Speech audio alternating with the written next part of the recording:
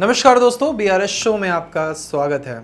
आज हम एक बढ़िया DDA सोसाइटी फ्लैट आपके लिए लेकर आए हैं द्वारका की सेक्टर 19 लोकेशन में। ये जो पुराने हमारे MIG फ्लैट्स होते थे, उसी फ्लैट के अंदर का पूरा रेनोवेटेड पिक्चर आपके सामने है, जिसके अंदर आपको कोई एक्स्ट्रा पैसा नहीं लगाना है।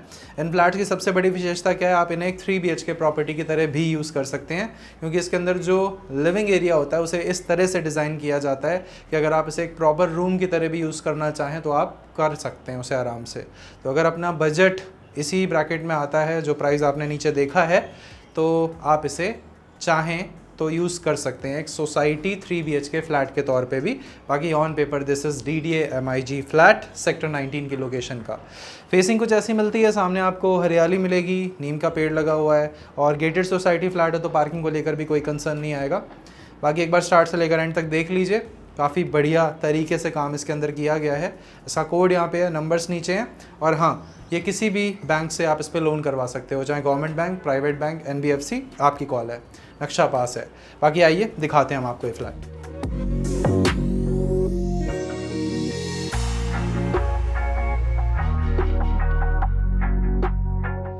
एक हमारी सोसाइटी का ये बैक साइड वाला डोर है जो सीधा इको हाइट्स वाले रोड पे ओपन होता है। ये द्वारका सेक्टर 19 की तरफ जाता है आगे। बाकी सोसाइटी अंदर से कैसी दिखती है एक बार आप नज़र मार लीजिए। ये पूरी सोसाइटी है हमारी, और सोसाइटी के अंदर आपको काफ़ी अच्छी ग्रीनरी दिखाई देगी। रोड्स प्रॉपर बने हुए हैं ऑर्गेनाइज्ड तरीके से। अभी जितना आप पोर्शन देख रहे हैं, ये सारा का सारा पोर्शन LIG फ्लैट्स के लिए है। और फ्रंट में जब आप सोसाइटी में एंटर करते हैं तो वहाँ पे जो हमारी दो बड़ी बड़ी रोज़ हैं, वो बड़ी बड़ी रोज़ में आपको MIG फ्लैट्स मिलेंगे। तो कुछ इस तरह से इसके अंदर दे रखा है। अब बाकी सोसाइटी के इन मकानों को देखकर आप एक अंदाज़ा लगा सकते हो कि इन सभी फ्लोर्स को ग्राउंड की अलॉटमेंट के साथ में दिया गया था, और लगभग किसी ने 2 मंजिल, किसी ने 4 मंजिल, जितना जिसको रिक्वायर्ड है उतना लोगों ने इसे बना लिया है।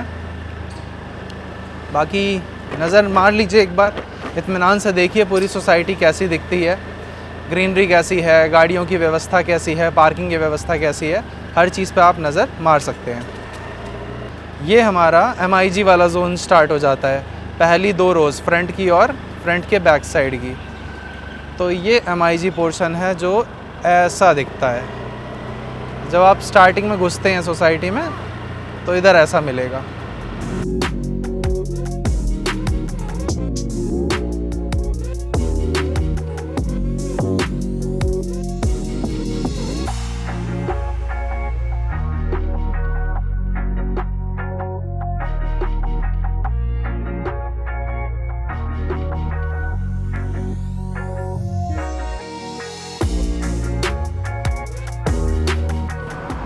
बाकी दोस्तों, आप सोसाइटी के बाहर निकलते ही सामने देख सकते हैं मार्केट है।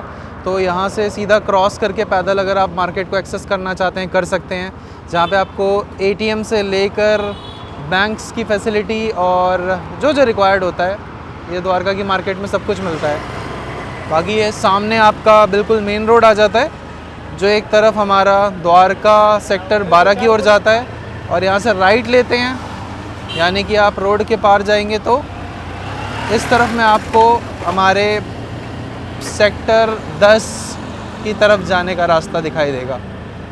और बिल्कुल जो हमारी रेड लाइट है, इस रेड लाइट को कारगिल चौक के नाम से जाना जाता है। तो अगर आपको यहाँ तक पहुँचना हो तो मैं एक तरह से आपको रेफरेंस बता रहा हूँ कि यहाँ तक आप आराम से आ सकते हैं। सो गाइज़, पूरी सोसाइटी के आसपास का एरिया आपने देख लिया। सोसाइटी से बाहर निकलने का स्पेस कैसा दिखता है वो भी आपने देख लिया। अभी जस्ट हमारे फ्लैट के बाहर पार्किंग को लेकर क्या कंडीशन है वो आपको दिखा देते हैं। तो यहाँ पे आप देखोगे ये पूरा पार्किंग स्पेस आपको दिखाई दे रहा है, लोगों ने यहाँ पे गाड़ियाँ लगाई हुई हैं। रोड मैंने आपको बताया था लगभग 40 फीट चौड़ा है। तो चौड़ाई आपको कैमरा घुमा के दिखाते हैं। ये देखिए, पूरी ये चौड़ाई हमें मिलती है। तो हमारा ये टावर और इस टावर के बीच में अच्छा खासा आपको डिफरेंस मिल जाता है। बाकी हर फ्लोर पे 2 फ्लैट्स होते हैं, सोसाइटी फ्लैट है तो इसका बेनिफिट भी आपको मिलेगा। आइए चलते हैं ऊपर, दिखाते हैं आपको हमारा फ्लैट कैसा दिखता है। आ जाइए। सो गाइज़, ये हमारा ओपन एरिया है, यानी कि जैसे ही आप अपने फ्लोर पे आते हैं तो फ्लोर पे 2 फ्लैट्स होते हैं आमने सामने, और दोनों फ्लैट्स के बीच में आपको ये ओपन एरिया मिलता है जिसमें आप अपने पौधे लगाना चाहो या फिर शू रैक प्लेस करना चाहो तो कर सकते हो। बाकी कंफर्टेबल स्टेयरकेस है जिसे लेकर आप ऊपर या नीचे जाते हैं। कॉन्फ़िगरेशन होती है इसमें ग्राउंड, फर्स्ट, सेकंड, थर्ड, और ये है थर्ड फ्लोर हमारा। बाकी इसमें लेआउट सिंपल होता है। इसमें आपको एक रूम इस तरफ, एक रूम इस तरफ, एक रूम सामने की ओर, इस तरह से 3 रूम मिलते हैं, जिसमें से लेआउट के अनुसार जाएं तो ये लिविंग एरिया है, ये बेडरूम 1 है और सामने बेडरूम 2 है। बट सिंस अगर आप इसे 3 BHK की तरह यूज़ करना चाहते हैं तो आप इसे अपना तीसरा रूम बना सकते हैं। ये हमारा डेडिकेटेड डाइनिंग एरिया है, मतलब निश्चित तौर पे आप यहाँ पे अपने डाइनिंग टेबल लगाएंगे तो वो सबसे बेस्ट प्लेसमेंट रहेगी डाइनिंग की, क्योंकि सामने हमारा किचन है। साइज़ की बात करते हैं तो on paper this is approximately 900 square feet, 900 square feet का कारपेट एरिया इसमें आता है। और ये जो पूरा का पूरा पोर्शन आप देख रहे हैं, इसमें आपको साइज़ यहाँ से यहाँ तक का लगभग 9 फीट के आसपास, और सामने से इस तरफ इस वाली वॉल पे लगभग 10 फीट के आसपास। तो ये 9 बाय 10 का सबसे पहला स्पेस है जो हमारा डाइनिंग एरिया के तौर पे यूज़ करा जा सकता है। इसमें आपको वेंटिलेशन बहुत ही बढ़िया मिलती है। एक बार आगे आइए, थोड़ा सा देख लीजिए, कुछ इस तरह का दिखता है। सोसाइटी की इंटरनल फेसिंग मिलती है हमें इस वाली विंडो से, तो हवा पानी बढ़िया रहेगा इसमें। फिर आते हैं हमारे ये वाले सेकंड पोर्शन पे जो हमारा किचन एरिया है पूरा। इसमें सामने से लेकर इस तरफ के कंप्लीट डायमेंशन 8 फीट के आसपास है, और इस वाली वॉल से सामने की ओर आप देखते हैं तो ये आपको मिलेगा लगभग 8 फीट के आसपास। तो ये 8 बाय 8 का आप मोटा मोटा एरिया मान के चलिए, जिसके अंदर हमारी किचन बनी हुई है। इसमें हमें क्या मिलता है, सामने ओवरहेड स्टोरेज, इस तरह का कुछ काम आपको मिल जाएगा नीचे, जैसा कि देख रहेंगे तो SS के बास्केट, और बाकी मॉड्यूलर पूरी किचन हमारी रेडी करके दी गई है। इधर आपको ब्लैक कलर का पूरा पोर्शन मिलता है, ब्लैक कलर का टॉप, जिस पे आप अपना काम करेंगे। ये हमारा बर्तन धोने का स्पेस बना रखा है, और हवा और वेंटिलेशन बढ़िया रहेगी इस किचन के अंदर। एक अगर हम ओरिजिनल लेआउट के हिसाब से जाते हैं तो यहाँ पे ना, यहाँ तक आपको पूरी वॉल ही मिलती है, बस एक डोर मिलता है एक्सेस करने के लिए, बट इसको तोड़ दिया गया है पूरा, और तोड़ने के बाद में किचन की ग्रेस बहुत बढ़िया निकल के आ रही है। मैं इसे लिविंग हॉल बनाने की सलाह बिल्कुल भी नहीं दूंगा, और आप भी ना ही बनाएं तो बढ़िया रहेगा, क्योंकि लिविंग हॉल में यहाँ पे अप्रोप्रिएट स्पेस नहीं बनता है बैठने के लिए। ये हो गया हमारा किचन पोर्शन। कॉमन पोर्शन पहले कवर कर लेते हैं। सो ये हमारा वॉशरूम और बाथरूम का सेटअप होता है। इसमें आपको इस तरफ देखते हैं तो लगभग 6 बाय 6 का बाथरूम स्पेस, और राइट हैंड साइड में हमारे पास 4 बाय 4 का टॉयलेट स्पेस मिल जाता है। और इसी तरफ से देखते हैं तो यहाँ पे भी हवा और विंडो आपको मिल जाएगी। और इधर हमारी वैनिटी बनवाना चाहें तो आप वैनिटी भी बनवा सकते हैं, नहीं बनवाना चाहते हैं तो वॉश बेसिन बिल्कुल सही तरीके से प्लेस्ड है, काम आपका बन जाएगा। पहला बेडरूम, लाइट्स देख सकते हो आप, नेचुरल लाइट काफ़ी अच्छी है इसके अंदर, हवा भी अच्छी आएगी बिकॉज विंडो इसके अंदर आपको मिलती है। बाकी यहाँ से यहाँ तक आपको 12 फीट का साइज़, और यहाँ से यहाँ तक 10 फीट का साइज़, 12 बाय 10 का रूम हमारा है, जिसमें आपको ये वार्डरोब मिलता है पूरा। ये एडिशनल, मतलब अलग से आपका स्पेस, कहीं भी रूम का कॉम्प्रोमाइज़ नहीं होगा, ये हमारा बना हुआ है। इसमें आप नीचे से ऊपर तक सामान भर सकते हैं।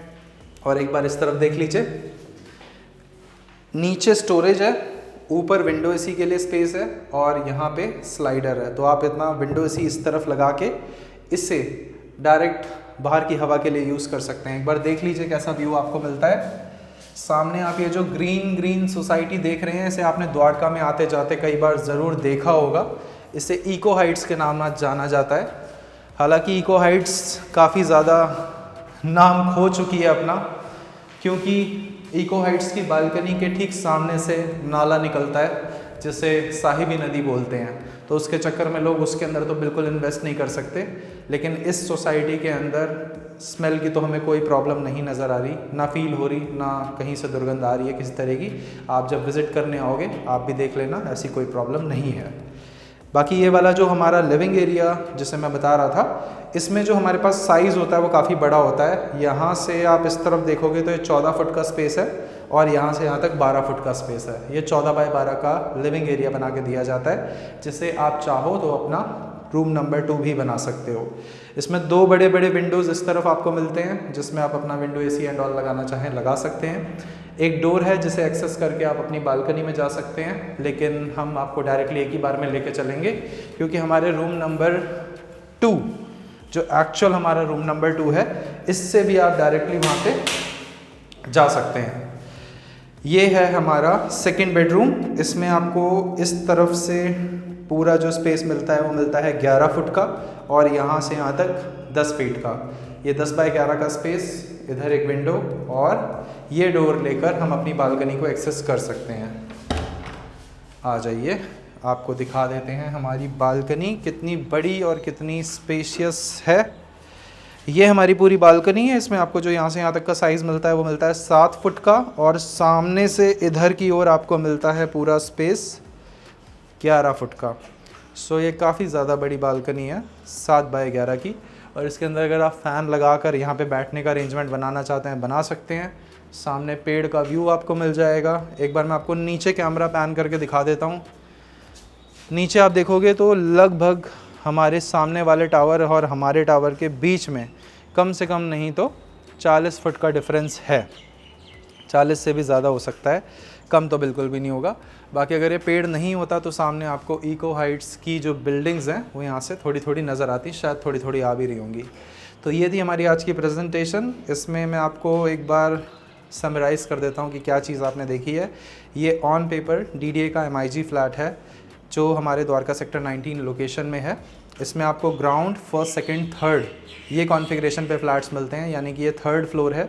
और इस 3rd फ्लोर के अंदर अगर आप इस पूरे फ्लैट को एज अ 3 BHK यूज़ करना चाहते हैं तो आपको पता है दिस इज़ प्रैक्टिकली पॉसिबल। बाकी आपको यूनिट कैसी लगी, इसके अंदर का काम कैसा लगा, तो उसके बारे में आप हमें बता सकते हैं नीचे कमेंट्स में। और बाकी अगर आपने कोई ऐसा फ्लैट लिया हो या आप ऑलरेडी एक MIG फ्लैट में रहते हो और उसके अंदर रेनोवेशन की प्लानिंग कर रहे हो तो आप इस पूरे फ्लैट को देखने के बाद एक बहुत अच्छा आइडिया लगा सकते हैं। या आप अपने किसी फ्रेंड, फैमिली, रिलेटिव को एडवाइस करना चाहते हैं कि आप इस तरह का काम करवा लीजिए तो आप हमारी वीडियो उनको शेयर कर दीजिए ताकि उनको एक अच्छा आइडिया मिल जाए। इस तरह का काम करवाने में अच्छी खासी लागत आ जाती है, डिपेंड करता है कि आप किस तरह की क्वालिटी और किस तरह का सामान यूज़ कर रहे हैं। बाकी हम मिलते हैं अगली वीडियो में। नमस्कार दोस्तों।